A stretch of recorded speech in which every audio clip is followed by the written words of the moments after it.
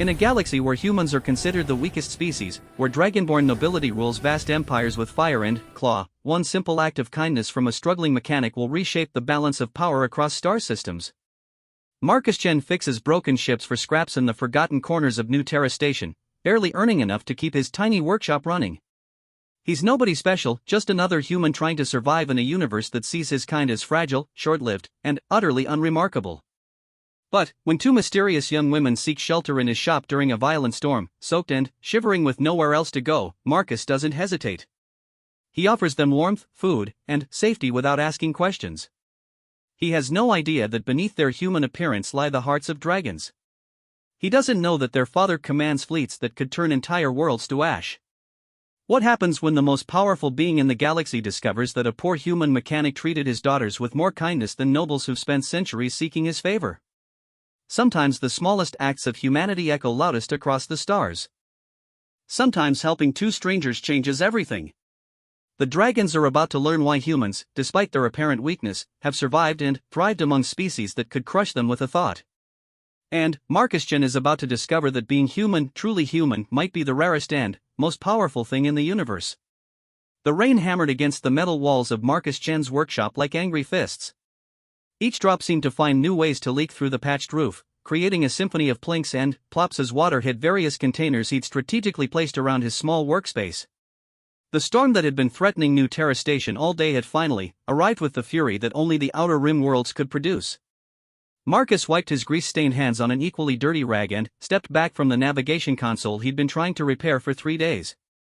The Zenari trader who'd brought it claimed it was worth more than Marcus made in 6 months, but, looking at the fried circuits and melted components, he suspected the alien had been trying to scam him. Still, work was work, and humans like Marcus couldn't afford to be picky about their clients. The workshop occupied a forgotten corner of the station's lower levels, squeezed between a defunct atmosphere processor and a storage bay that hadn't been used since the war ended 5 years ago. The rent was cheap because the location was terrible, which suited Marcus just fine.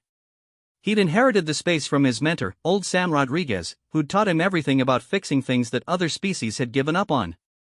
Sam used to say that humans had a gift for making broken things work again, even when logic suggested it was impossible. Thunder crashed outside, and the lights flickered. Marcus glanced up at the ancient power coupling that fed electricity to his shop. He'd been meaning to replace it for months, but replacement parts cost money he didn't have.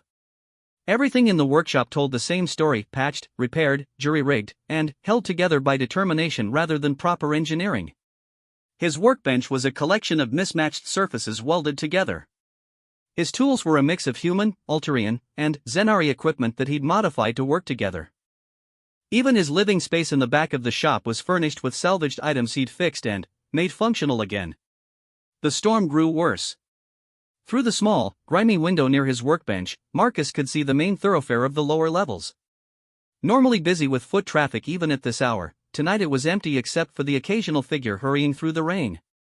Most species on the station had the sense to stay indoors during weather like this. The atmospheric processors that kept New Terra Station habitable sometimes struggled during severe storms, and power outages were common. Marcus had just returned to work on the navigation console when he heard voices outside his door. At first, he thought he'd imagined it over the sound of the rain, but then he heard it again, someone speaking in hushed, urgent tones. He set down his micro-welder and listened carefully. The voices were definitely there, and they sounded distressed. Moving quietly to the window, Marcus peered out into the storm. 2 figures huddled in the narrow alcove next to his workshop's entrance. They appeared to be young women, though it was hard to tell much through the rain and darkness. Their clothes were soaked through, and they were pressed against the wall trying to find shelter from the downpour. One of them was pointing down the corridor, as if debating which way to go, while the other seemed to be arguing for staying put. Marcus frowned. The lower levels weren't particularly dangerous, but they weren't the kind of place 2 young women should be wandering alone at night, especially during a storm like this. He watched them for another moment, noting how they kept looking over their shoulders as if they were afraid of being followed. Something about their body language suggested they were more than just caught in bad weather, they were running from something. His first instinct was to mind his own business. Life on the outer rim had taught him that getting involved in other people's problems was usually a good way to create problems of his own. But, as he watched them huddle against his wall, clearly cold and scared, another part of him, the part that Sam Rodriguez had nurtured, wouldn't let him turn away. These were people who needed help, and Marcus had never been good at ignoring people who needed help. He opened his workshop door and stepped into the rain. The two women looked up at him with startled expressions. Now that he could see them more clearly, Marcus realized they were probably around his own age, maybe early 20s. They had an unusual appearance that he couldn't quite place, their features seemed human, but there was something different about them. Their eyes reflected the light in an almost metallic way, and, despite being soaked from the rain, their hair seemed to have an odd shimmer to it. "Hey," Marcus called out over the sound of the storm. "You two okay out here?" The taller of the two women stepped slightly in front of her companion, a protective gesture that Marcus recognized immediately. "We're fine," she said, though her voice carried a tremor that had nothing to do with the cold. "Just waiting for the rain to stop." Marcus looked up at the dark sky. The storm showed no signs of letting up anytime soon. "This could go on all night," he said. "You're going to freeze out here. Why don't you come inside where it's warm? I've got coffee, and I promise I'm not going to hurt you." The two women exchanged glances, and Marcus caught a brief flash of something, communication without words, the kind that happened between people who knew each other very well. The shorter woman whispered something to her companion that Marcus couldn't hear over the rain. "We don't want to impose," the taller woman said finally. "You're not imposing," Marcus replied. "I'm just fixing some broken equipment. Could probably use the company, to be honest. This storm's pretty intense." Another exchange of glances between the women. Marcus could see them weighing their options. Whatever they were running from, staying out in the storm wasn't going to help them avoid it. "Just until the rain stops?" the shorter woman asked. "As long as you need," Marcus said, stepping back and gesturing toward his workshop door. "Come on, let's get you out of this weather." The women hesitated for another moment, then hurried toward the entrance. Marcus held the door open as they rushed inside, bringing with them the smell of rain and something else he couldn't identify, something clean and sharp, like ozone after lightning. Inside the workshop, the difference was immediately apparent. While not luxurious by any means, the space was warm and dry. Marcus had rigged up an efficient heating system that recycled waste heat from his equipment, and the result was a comfortable environment even during the worst weather. The two women stood dripping near the entrance, looking around at the organized chaos of Marcus's workspace with expressions of curiosity and relief. "I'm Marcus," he said, grabbing a couple of clean towels from a storage locker. "Marcus Chen. And you are?" "I'm Lyra," the taller woman said, accepting a towel gratefully. "This is my sister, Ember." Ember nodded her thanks as she took the second towel. Now that they were out of the rain and in better light, Marcus could see them more clearly. Both women had striking features, high cheekbones, unusual eye colors that seemed to shift between gold and amber, and that strange shimmer to their hair that he'd noticed outside. They were beautiful in a way that seemed almost otherworldly, though Marcus couldn't put his finger on exactly what made them seem so different. "Nice to meet you both," Marcus said. "Let me get you something warm to drink. I've got coffee, tea, or hot chocolate. Fair warning, none of it's gourmet, but it's hot and it'll help with the chill." "Coffee would be wonderful," Lyra said, wrapping the towel around her shoulders. "Same for me," Ember added. Her voice was softer than her sister's, with a musical quality that made Marcus think of wind chimes. As Marcus busied himself preparing coffee on the small heating unit in his living area, he couldn't help but steal glances at his unexpected guests. There was something about them that didn't quite add up.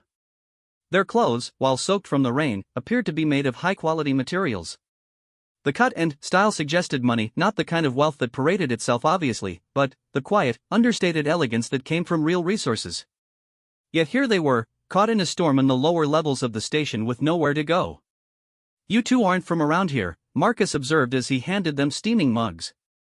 Lyra wrapped her hands around the warm ceramic. "What makes you say that?" "Just a guess," Marcus said with a shrug. "Most people who end up in this part of the station know their way around better." "And your clothes?" He gestured vaguely. "Not exactly lower-level fashion."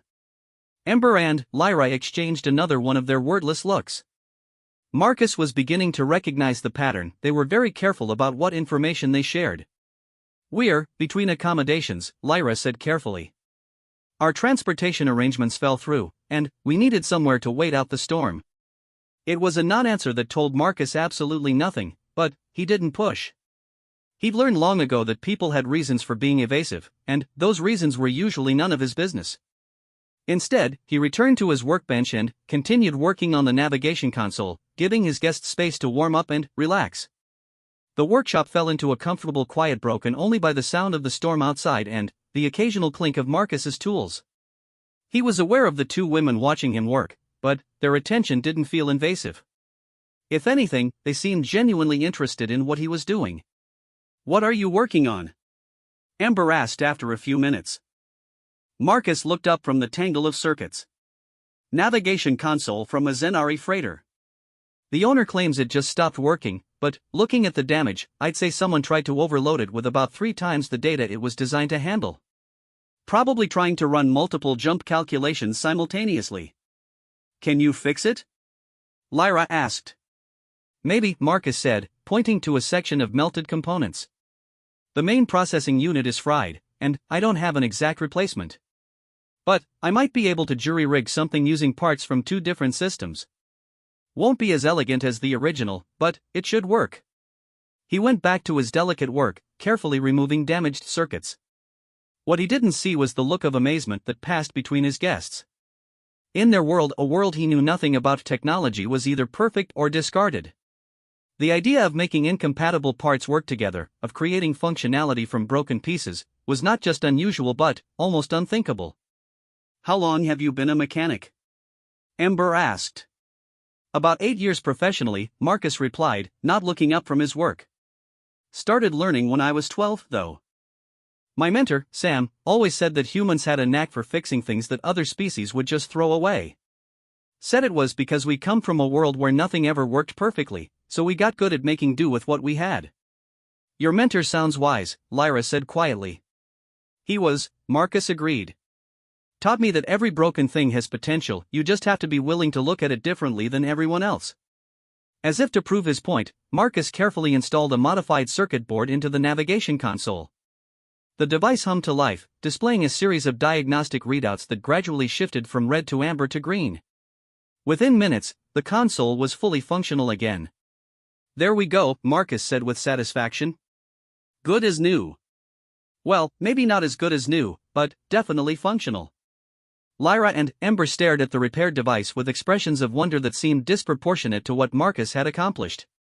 It wasn't the first time he'd noticed other species reacting strangely to human ingenuity, but he'd never quite understood why simple problem-solving impressed them so much. "That was incredible," Ember breathed. "You made it work with completely different components." Marcus shrugged. "Just basic adaptation. You use what you have to solve the problem in front of you. Humans are pretty good at that kind of thinking." Outside, the storm continued to rage, but inside the workshop, a strange sort of peace had settled over the 3 of them. Marcus continued working on smaller projects while his guests finished their coffee and dried off by the heater.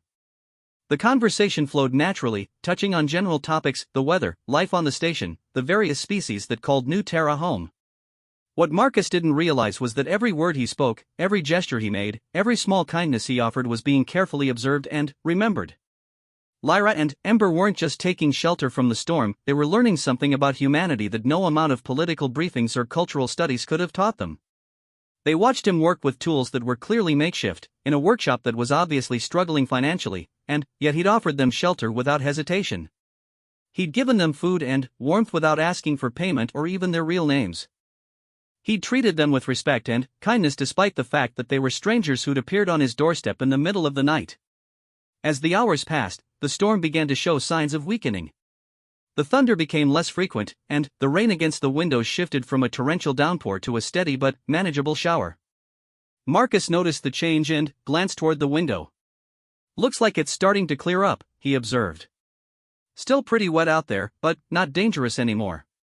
Lyra and Ember exchanged another look, this one tinged with something that might have been regret. "I suppose we should be going," Lyra said reluctantly. "You're welcome to stay until morning if you want," Marcus offered.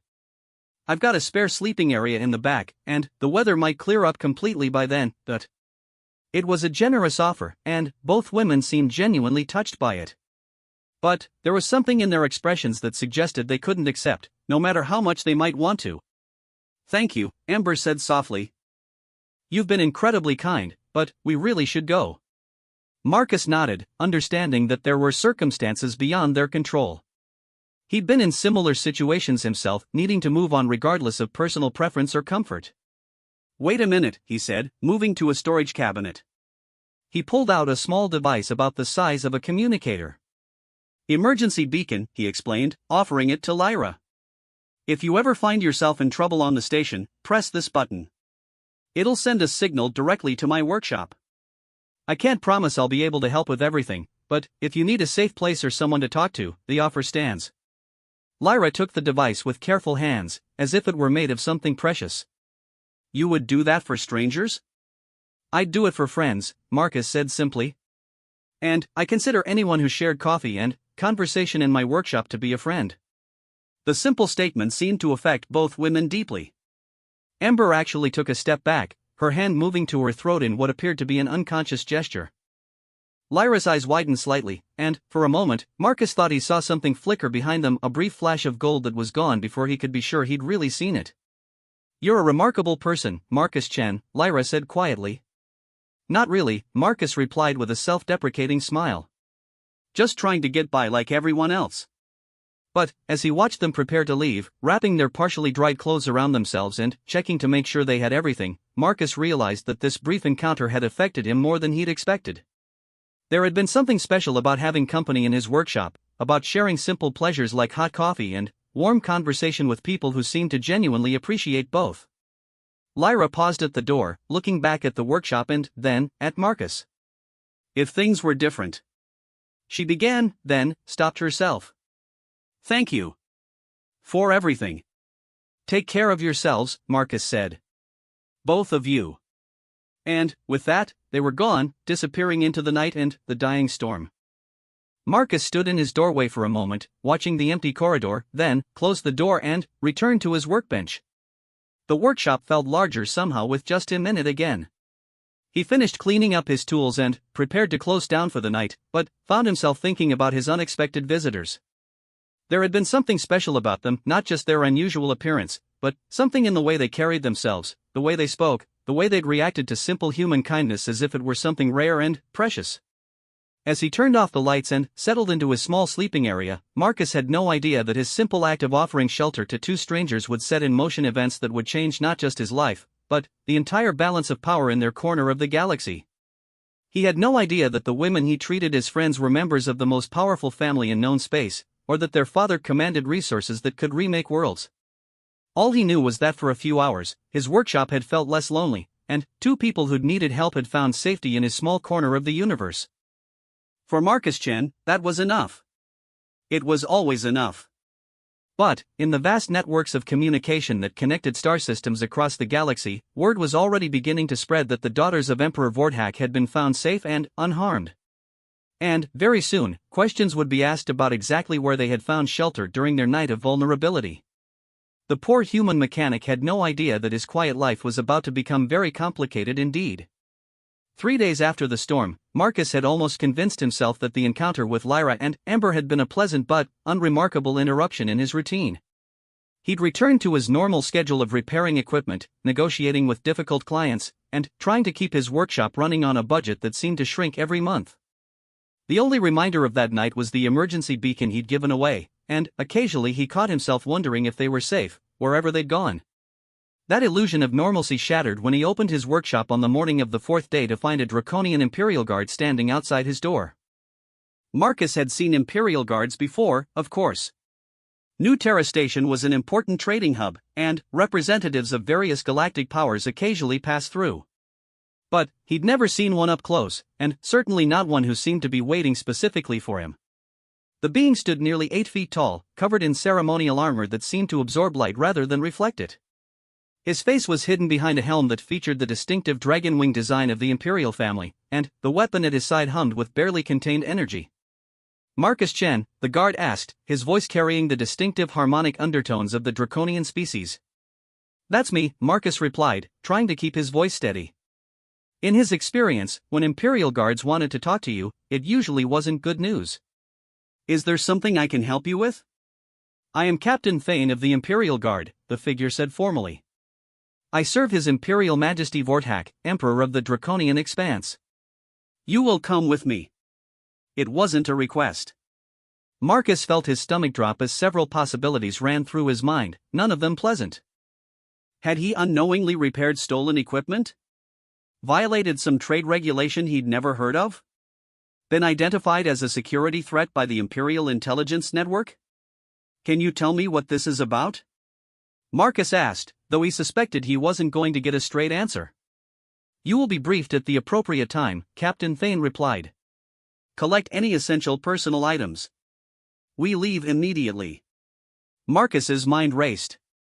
Running wasn't an option. You didn't run from Imperial Guards and expect to get very far. Fighting was even more absurd. His only choice was to comply and hope that whatever he'd done wrong could be sorted out through proper channels. Can I lock up my workshop? He asked. Captain Thane nodded curtly. Marcus quickly secured his equipment and activated the security systems that protected his small collection of valuable tools and components. As he worked, he noticed that other Imperial Guards had appeared at strategic positions around his section of the lower levels. Whatever this was about, they were taking it very seriously. The walk through New Terra Station was surreal.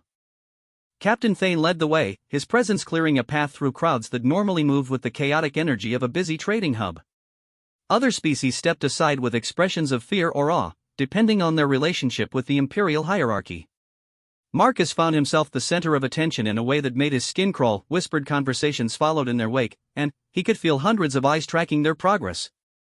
They boarded an Imperial transport that was sleek, black, and completely unlike anything Marcus had ever seen up close. The interior was designed for beings larger than humans, making him feel like a child in adult furniture. Captain Thane directed him to a seat and, then, took a position nearby that managed to be both protective and threatening at the same time. As the transport lifted off from New Terra Station, Marcus got his first good look at the Imperial flagship that waited in orbit. He'd heard descriptions of Imperial dreadnoughts, but seeing one in person was overwhelming. The ship was massive beyond comprehension, its dark hull stretching for kilometers in every direction. Weapon emplacements that could destroy entire cities dotted its surface like decorative elements, and the energy signature it radiated was visible even through the transport's filtered windows. By the gods, Marcus whispered, unable to keep the awe out of his voice. The Dominion's Wrath, Captain Thane said, following Marcus's gaze. Flagship of His Imperial Majesty. Your first time seeing an Imperial dreadnought? Yeah, Marcus admitted. I've worked on military ships before, but nothing like this. Few beings have, the captain replied, and Marcus thought he detected a note of pride in the harmonic voice. The docking process was smooth and efficient, though Marcus barely noticed it. He was too busy trying to process the scale of the ship's interior. The docking bay alone was larger than many space stations he'd visited, and the activity level suggested a crew numbering in the tens of thousands. Maintenance crews worked on fighters and shuttles with precision that spoke of military discipline and unlimited resources. Captain Thane led him through corridors that seemed designed to intimidate. The architecture was imposing, with soaring ceilings and walls decorated with artwork that depicted the military history of the Draconian Empire. Everything was built on a scale that reminded smaller species of their place in the galactic hierarchy. Marcus found himself unconsciously trying to make himself smaller, though Captain Thane's steady pace never gave him a chance to truly fall behind. They passed various Imperial personnel during their journey through the ship. Most were Draconian, though Marcus spotted representatives of several pliant species that served the Empire in various capacities. All of them moved with purpose and discipline that spoke of long military tradition and absolute loyalty to the Imperial family. Finally, they stopped before a set of doors that were larger and more ornate than any they'd passed so far. Captain Thane turned to face Marcus, his helmet reflecting the soft lighting of the corridor. You are about to enter the presence of His Imperial Majesty, the captain said formally. You will speak only when spoken to. You will answer all questions truthfully. You will show proper respect at all times. Do you understand? Marcus nodded, his throat suddenly too dry for words. Whatever was happening here, it was far beyond anything he'd ever experienced or imagined. The fact that he was about to meet the Emperor of the Draconian Expanse, one of the most powerful beings in the known galaxy, seemed impossible.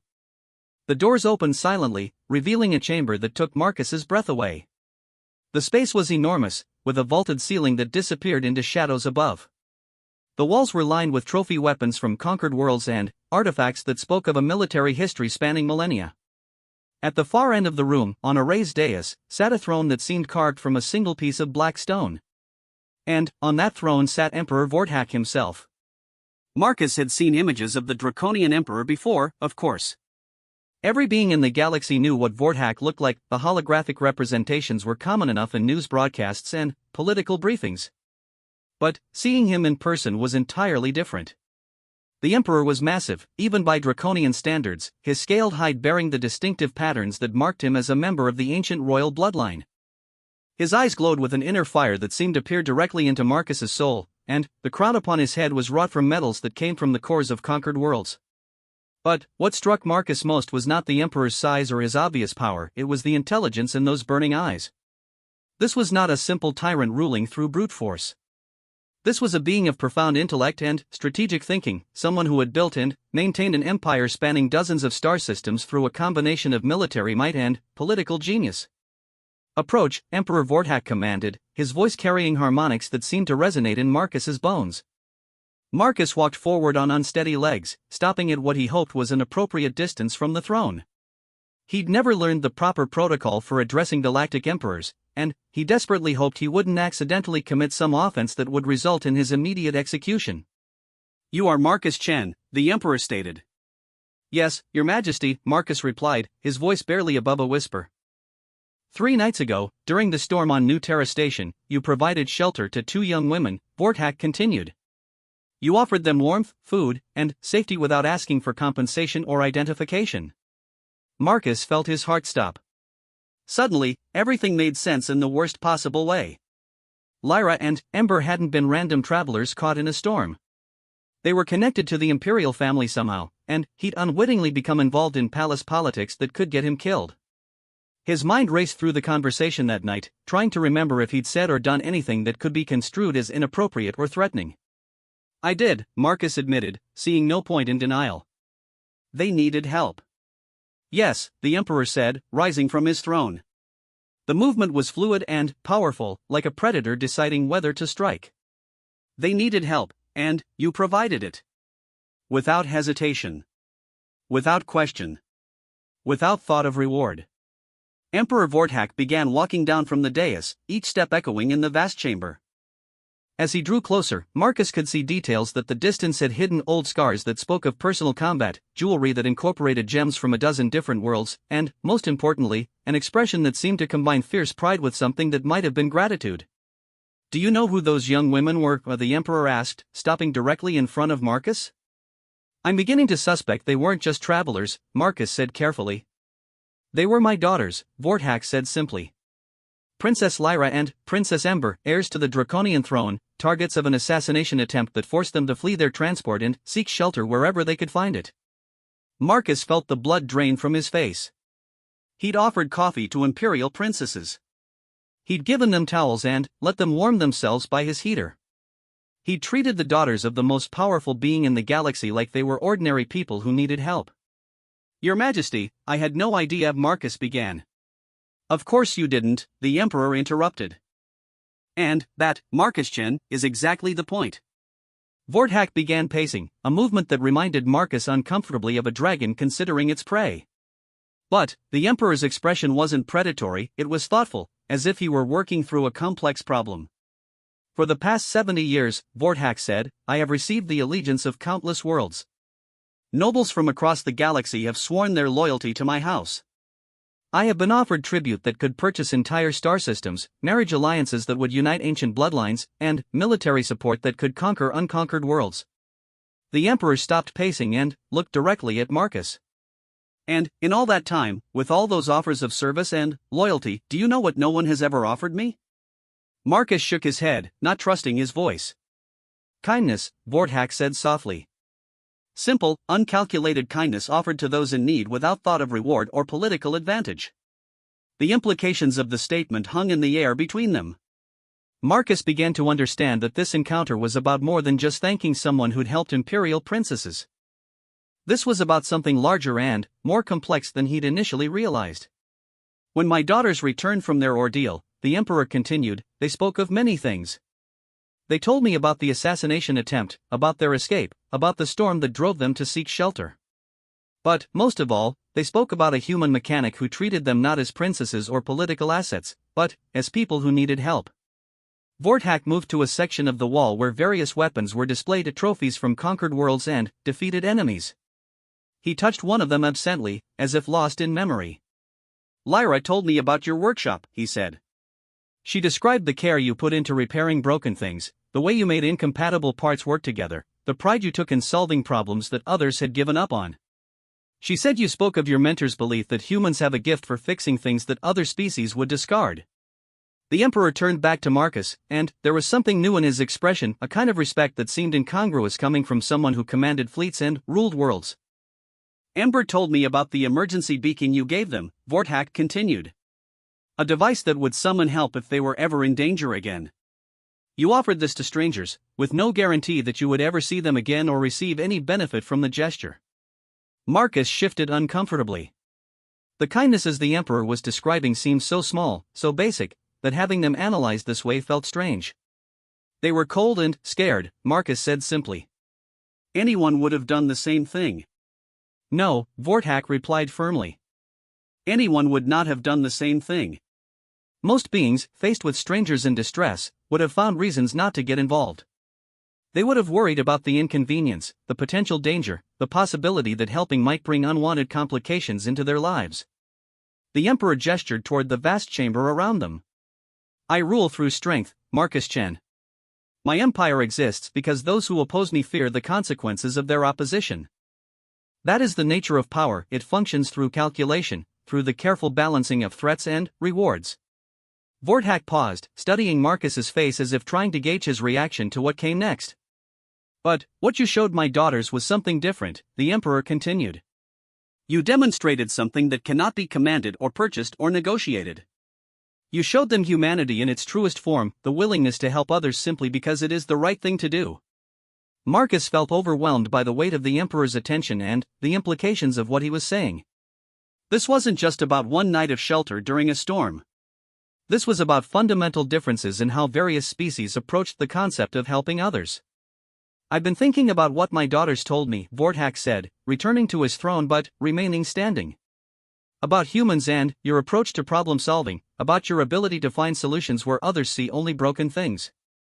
And I've realized something that I should have understood long ago. The Emperor's eyes glowed brighter, and, when he spoke again, his voice carried the authority of someone who was accustomed to having his words reshape the political landscape of entire star systems.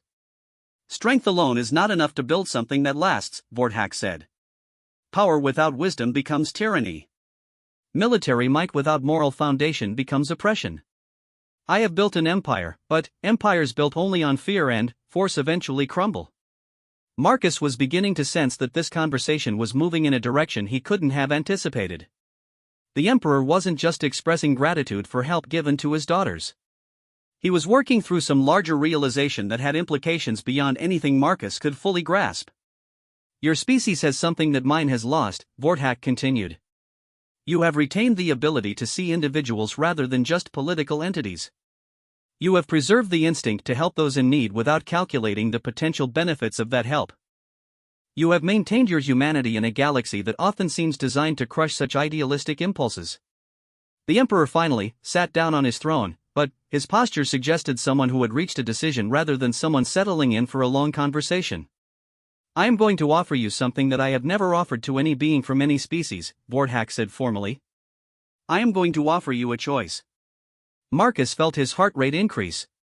Choices offered by galactic emperors were rarely simple or comfortable. The first option, Vorthak said, is that you return to your workshop on New Terra Station. You continue your life as it was before. You will be compensated for your kindness to my daughters, enough wealth to ensure that you never want for anything again. You will have my protection and the protection of the Empire for as long as you live. And you will have my eternal gratitude for treating my children with compassion when they needed it most. It was a generous offer, more generous than Marcus could have imagined. Financial security, imperial protection, and the freedom to continue living his life on his own terms. For someone who'd spent years struggling to keep a small workshop running, it was almost too good to be true. And the second option? Marcus asked, though part of him wasn't sure he wanted to know. Emperor Vorthak leaned forward, his burning eyes fixed on Marcus with an intensity that seemed to peer into his very soul. The second option, the Emperor said slowly, is that you help me save my empire from becoming something that destroys everything good it was meant to protect. The words hung in the air between them, carrying implications that Marcus was only beginning to understand. But one thing was clear, his quiet life as a small-time mechanic was about to end, no matter which choice he made. The only question was whether he would face that ending as a wealthy private citizen or as someone caught up in the fate of an empire that spanned the stars. And, somewhere in the depths of the massive ship around them, Princess Lyra and Princess Ember waited to learn whether the kind human mechanic who had shown them simple humanity would choose to help their father learn what that humanity really meant. Marcus stared at Emperor Vorthak, his mind struggling to process what he'd just heard. The choice the Emperor had laid before him seemed impossible: continue his simple life with unimaginable wealth and protection, or somehow help save an empire he didn't understand from threats he couldn't even imagine. Either option felt completely beyond anything he was qualified to handle.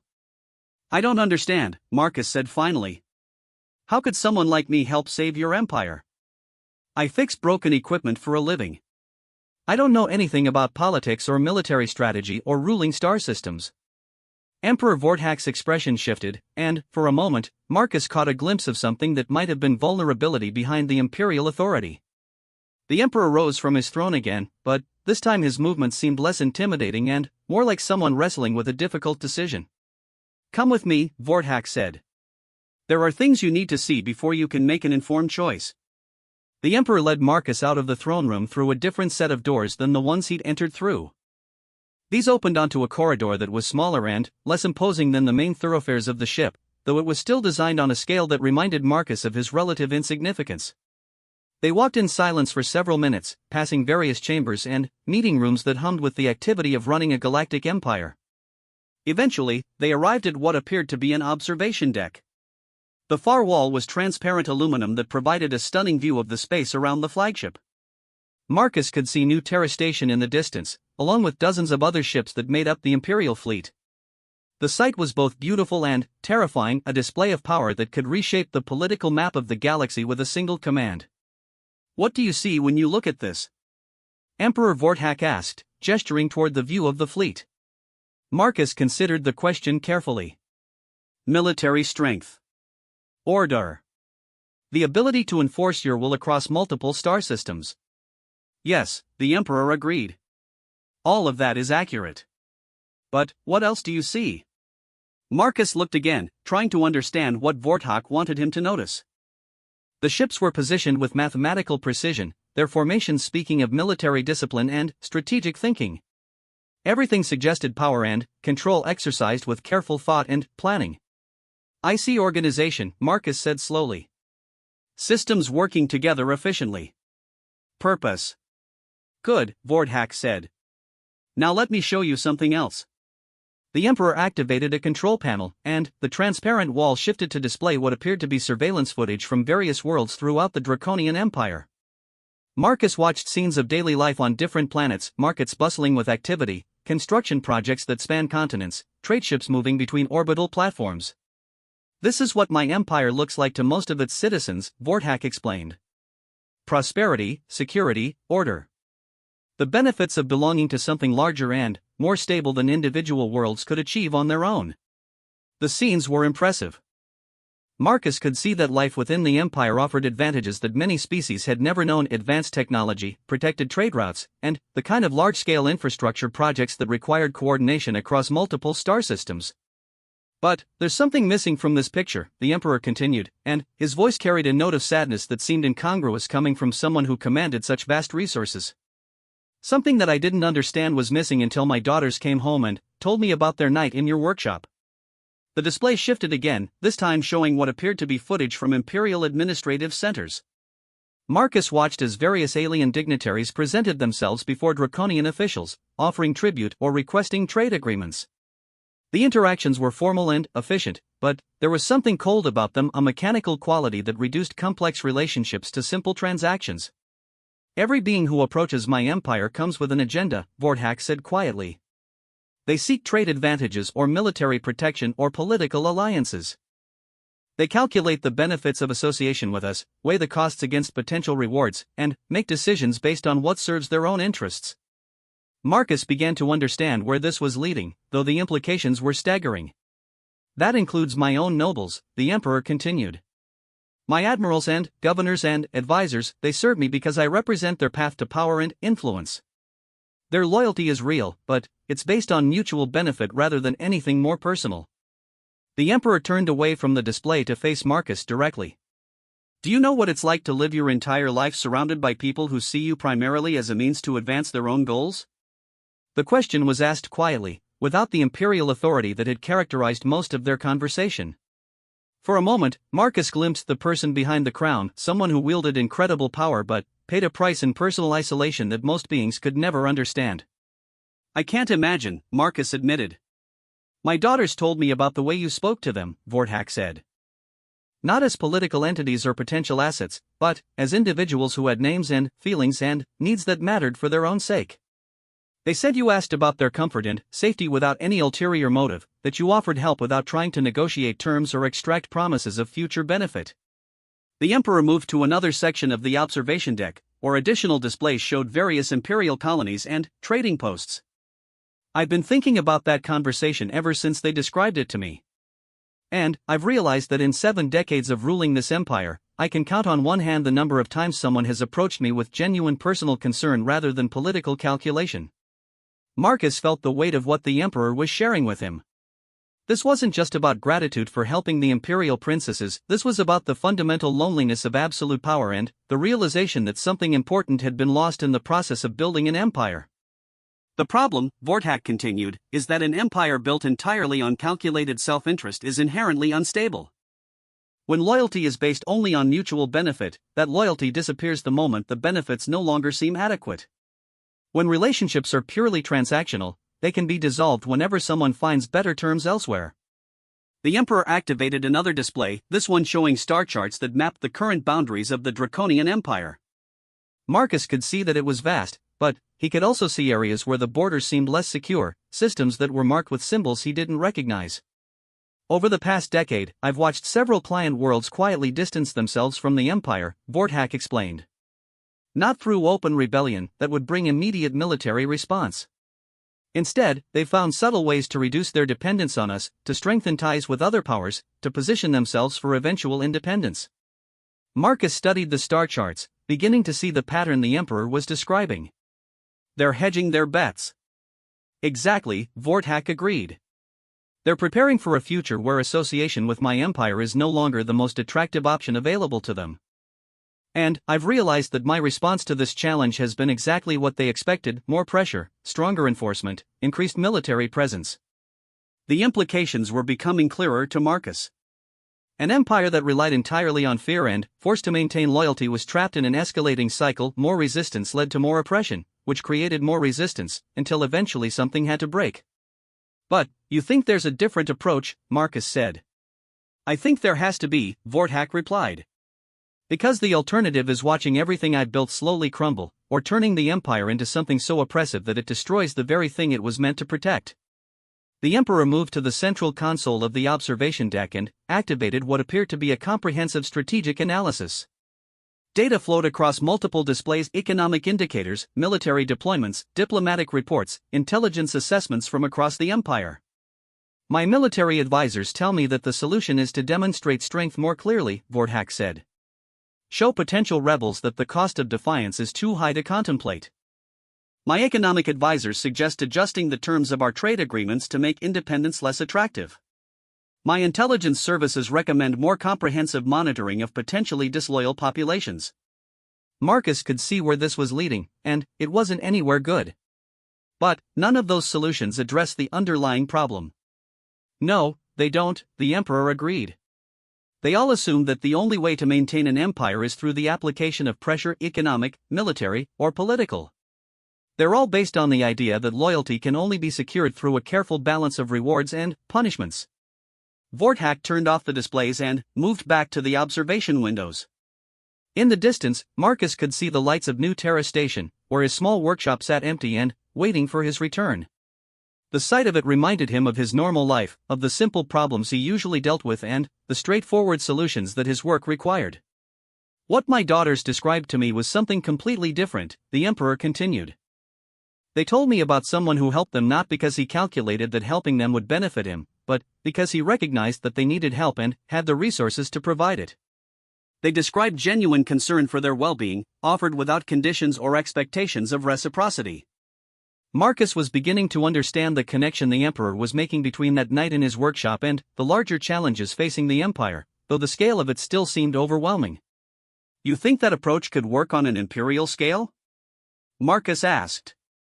I think it's the only approach that can create lasting stability, Vorthak replied. Military force can compel obedience, but it can't create genuine loyalty. Economic incentives can encourage cooperation, but they can't build trust. What you demonstrated to my daughters was something that can't be commanded or purchased: authentic care for the well-being of others.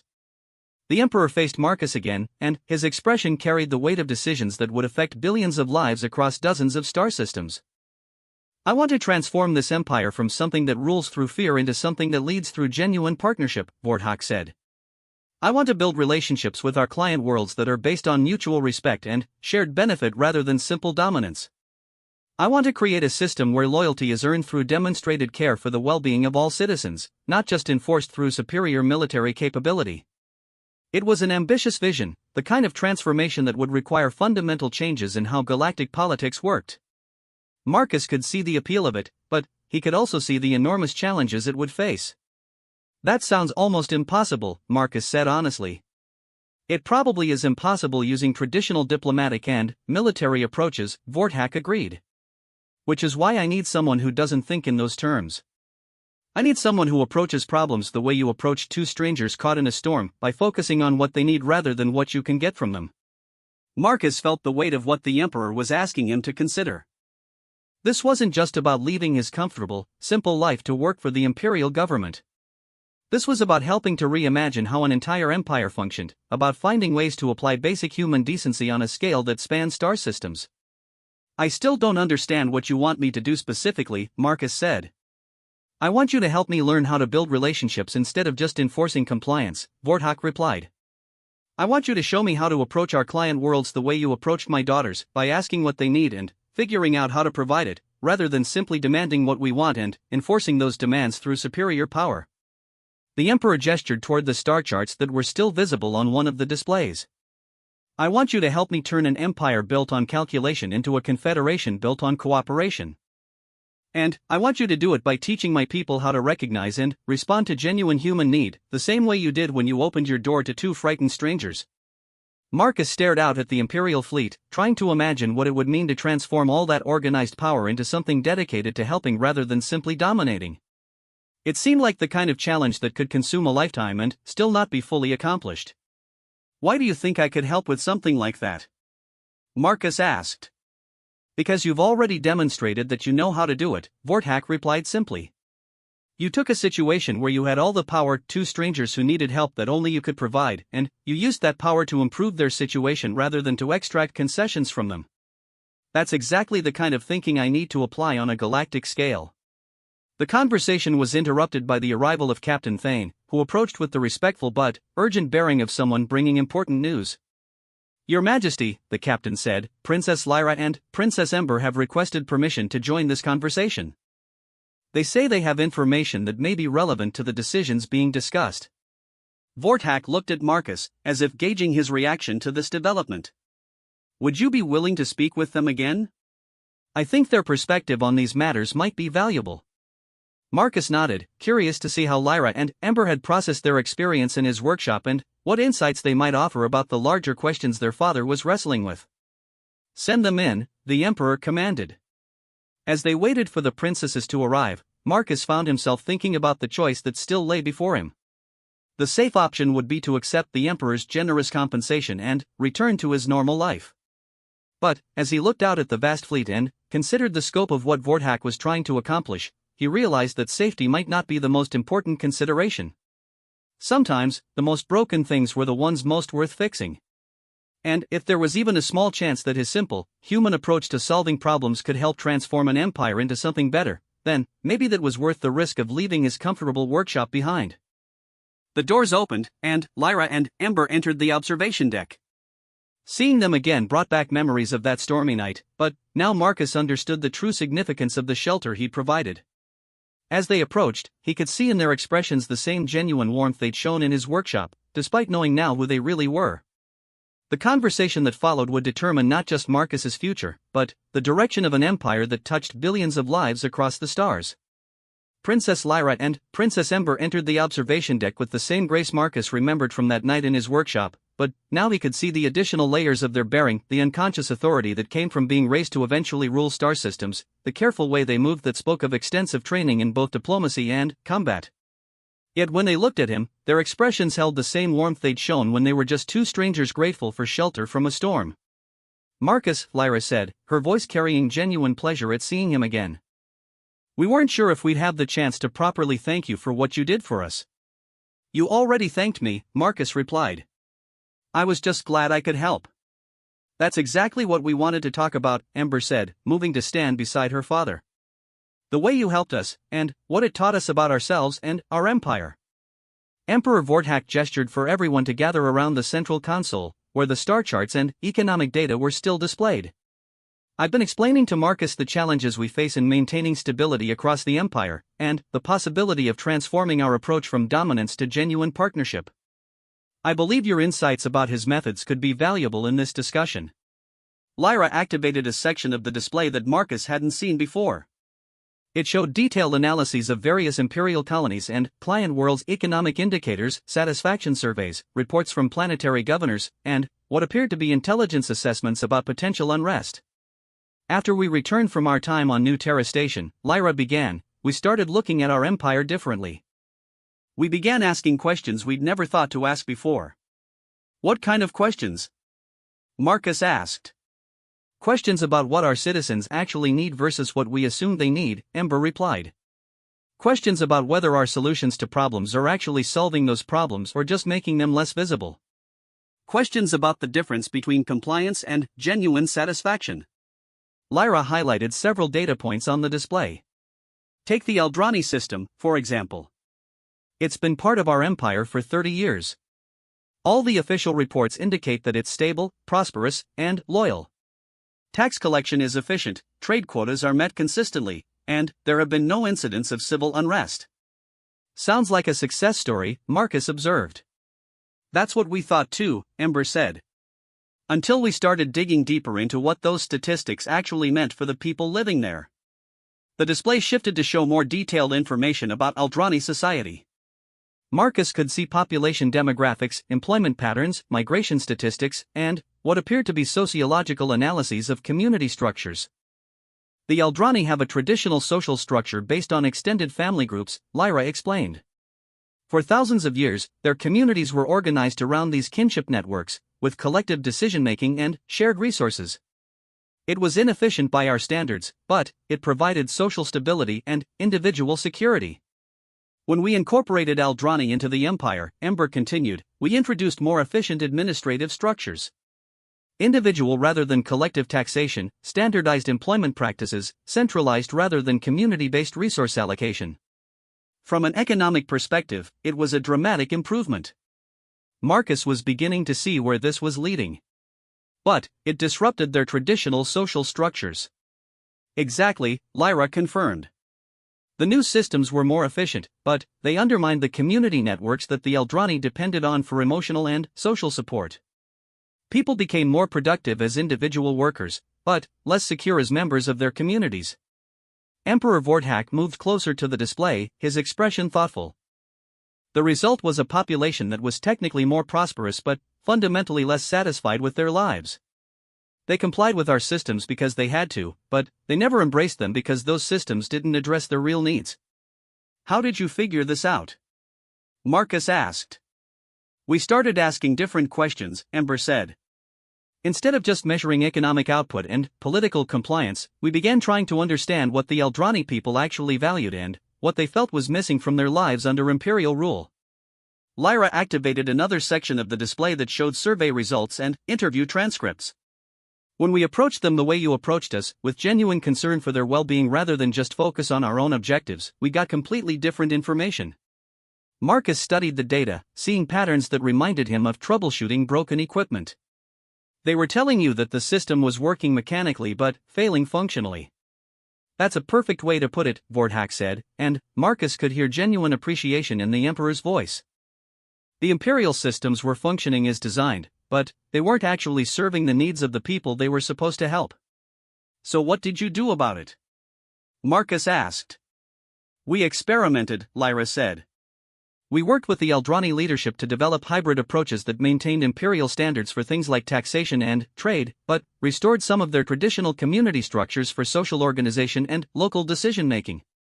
The display showed the results of these experiments, satisfaction surveys, economic indicators, and reports from Imperial administrators. The changes had been modest from a systemic perspective, but the impact on the Eldrani communities had been substantial. People were happier, Ember explained.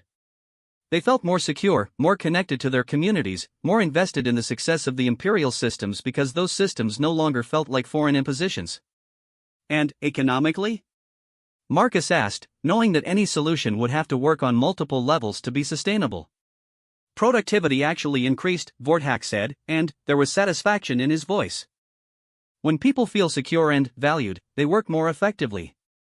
When they understand that the systems they're part of are designed to serve their needs rather than exploit their resources, they become willing partners rather than reluctant subjects. Marcus could see the potential of this approach, but he could also see the enormous challenges it would face when applied across an entire empire. How do you scale something like that? Every world is going to have different needs, different social structures, different priorities. That's exactly the right question, Lyra said. And it's exactly why we need someone who thinks like you do. The traditional Imperial approach would be to develop standardized solutions and apply them uniformly, Ember added. But what we learned from our experiment with the Eldrani is that effective solutions have to be customized to fit specific circumstances and genuine needs. That sounds incredibly complicated, Marcus said. It is, Emperor Vorthak agreed. But the alternative is continuing to build an empire that functions through coercion rather than cooperation, and that approach is ultimately unsustainable. The Emperor moved to a different section of the observation deck, where additional displays showed what appeared to be strategic projections extending decades into the future. If we continue on our current path, our models suggest that we'll face increasingly serious challenges maintaining unity across the empire. Client worlds will continue to seek independence, military expenses will consume larger portions of our resources, and we'll be forced to become more oppressive to maintain control. But if we can transform our approach, Lyra said, joining her father at the strategic displays, if we can build genuine partnerships based on mutual benefit and shared values, we can create something much more stable and sustainable. The question, Ember added, is whether we can learn to approach every world the way you approached us in your workshop, by focusing on what they need rather than what we want from them. Marcus studied the projections, thinking about the parallels between what they were describing and his own approach to repairing equipment.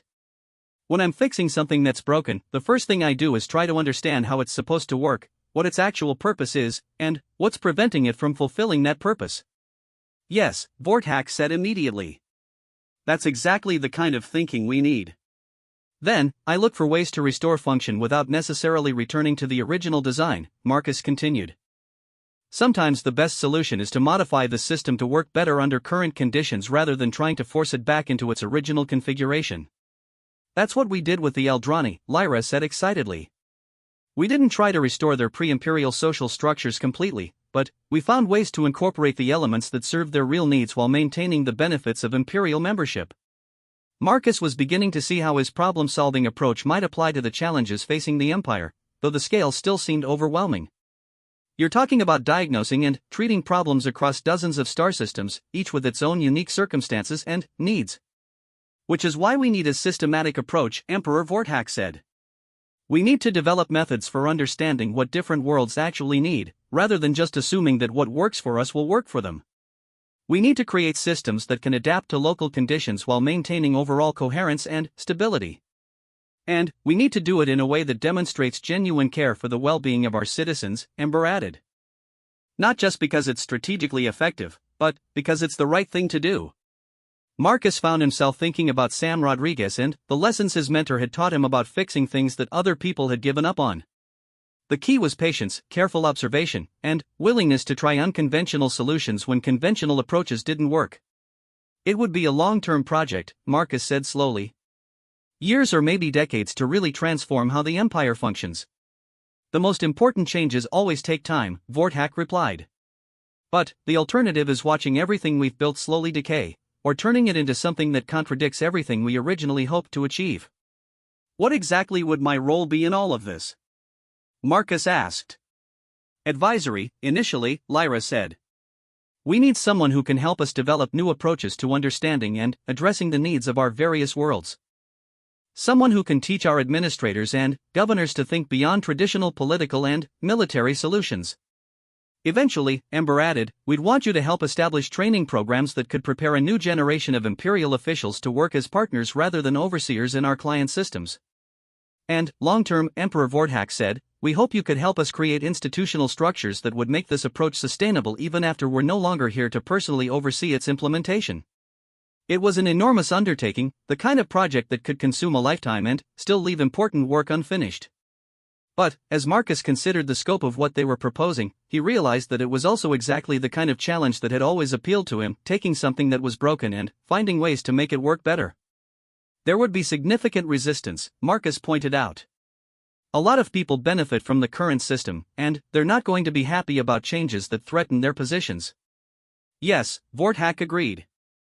Military commanders who are accustomed to solving problems through force, administrators who prefer the simplicity of standardized solutions, nobles who profit from the current arrangements, they'll all have reasons to oppose what we're trying to accomplish.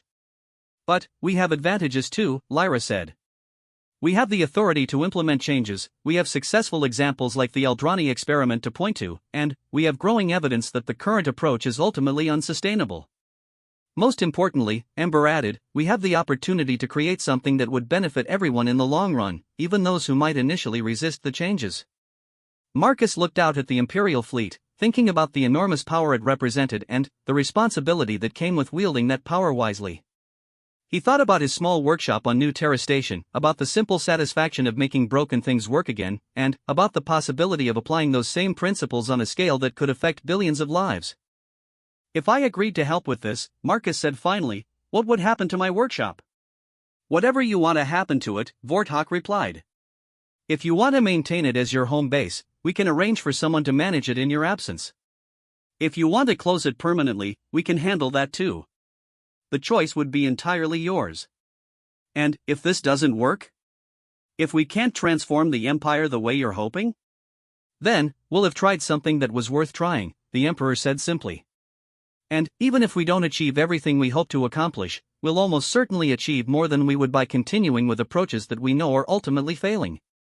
Marcus realized that he'd already made his decision, probably somewhere around the time he'd started thinking of the Empire's problems as the kind of engineering challenge that he'd spent his entire adult life learning to solve. The scale was different, but the fundamental approach was the same: understand what was broken, figure out why it wasn't working, and develop solutions that address the underlying problems rather than just the obvious symptoms. All right, Marcus said. I'll help you try to fix your empire. The smiles that appeared on the faces of the three members of the Imperial family told him that his decision meant more to them than he'd realized. But, as he looked out at the vast fleet and the stars beyond, Marcus also realized that he was about to embark on the most challenging repair job of his career.